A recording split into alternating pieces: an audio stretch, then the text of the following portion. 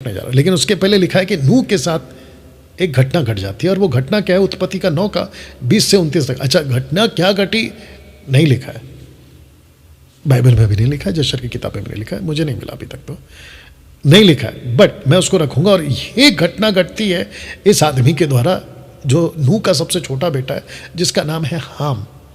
और मैंने इसकी फोटो ऐसी रखी है, आपको लग रहा होगा कि ये अफ्रीकन है। जी हाँ, क्योंकि हाम का जो वंशज है ना, वो अफ्रीकन हो जाता है, इथोपियन, अफ्रीका, मिस्र, उस लाइन में जाता है। और हाम के जो बच्चे थे, हाम के जो बच्चे थे ना, उसमें काले बच्चे भी पैदा होते जा रहे थे और गोरे बच्चे भी पैदा होते जा रहे थे, गोरे या सावले। आइए देखते हैं क्या हुआ। लिखा है कि उत्पत्ति की किताब 9 का 21 में लिखा है कि नूह ने दाख मधु बनाया और उसे पिया, वह मतवाला हो गया और अपने तंबू में लेट गया। नूह कोई कपड़ा नहीं पहना था। अब यहां पे आपको समझना क्या पता है कि नूह ने दाख की बारी लगाई और दाख मधु बनाया और उसको ऐसा बनाया कि वो पी के मतवाला हो जाए, और ऐसा मतवाला हो गया कि उसके बदन पे कपड़े नहीं थे।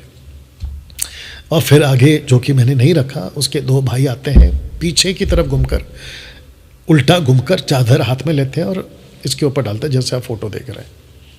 लेकिन यह लिखा है कि नूह को जब होश आया, जब उसको रखूंगा, जब उसको होश आया, जब उसको पता चला कि हमने मेरे साथ में क्या किया, रखूंगा मैं, तो उसको वो श्राप देता है, या फिर उसके वंश को, खास करके कनान को। और आप जानते कनान इजरायलियों को देने वाला प्रतिज्ञा का देश, और उसमें क्या क्या घटा ये भी आप जानते हैं, और उसके बाद जो आगे है आपको पता चल जाएगा, ठीक है ना। दोस्तों, इसके बीच में मैं एक इंटरेस्टिंग पार्ट रखना चाहता हूं, और वो है ये वाला, पहले देख लीजिएगा। लिखा है कि wine with alcohol, wine without alcohol. पहले इसको मैं आपको समझा देता हूं। ऊपर वाला, लूत की 2 बेटियां थी और उनके दोनों बेटियों ने भी वही पिलाया लूत को, जिसके चलते लिखा है कि वो मतवाला हो गया, यानी कि दाख मधु पिलाया और वो मतवाला हो गया। और नूह ने भी क्या कहते हैं, दाखरस पिया, यानी कि अल्कोहल वाला, और वो भी मतवाला हो गया। लेकिन जब जीसस ने बनाया था, जिसको कहते हैं कि यीशु का पहला चमत्कार, तो वो वाइन जरूर था लेकिन विदाउट अल्कोहल था वो। तो बाइबल अंगूर के जूस को भी वाइन कहती है इंग्लिश में, और जिस अंगूर के जूस में नशा मिला हो, जिसको पीकर लोग मतवाले हो जाते हैं, उसको भी वाइन कहती है, दोनों को वाइन कहती है। तो गड़बड़ नहीं करना।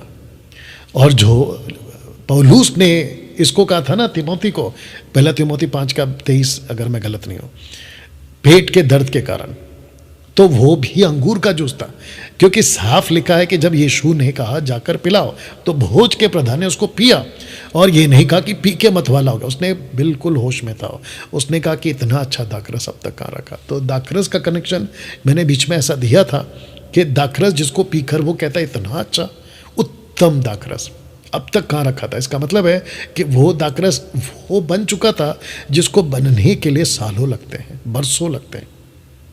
और मैंने क्या कहा था कि परमेश्वर ने चुटकियों में कहा चीज़ें हो जाए, सूरज, चांद, सोलर सिस्टम, पृथ्वी, जीव जंतु, सब कहा। तो जिसको बरसों लगते हैं ना, परमेश्वर ऐसे बनाता है। तो यीशु ने भी आकर वही चीज़ किया, बोला जिस दाखरस को बरसों लगते हैं ना, मैं एक चिन्ह देता हूँ, ऐसे बनते हैं। तो ये मैंने कनेक्शन दिया था। ओके, यहाँ तक आप समझ गए। ओके, अब वापस आते हैं हाम के पास में। तो लिखा है कि 9 का 24 में, बाद में नूह सोकर उठा, वह दाख मधु के कारण सो रहा था, मतलब पी लिया था इसलिए सो रहा, मत वाला, नशा वाला।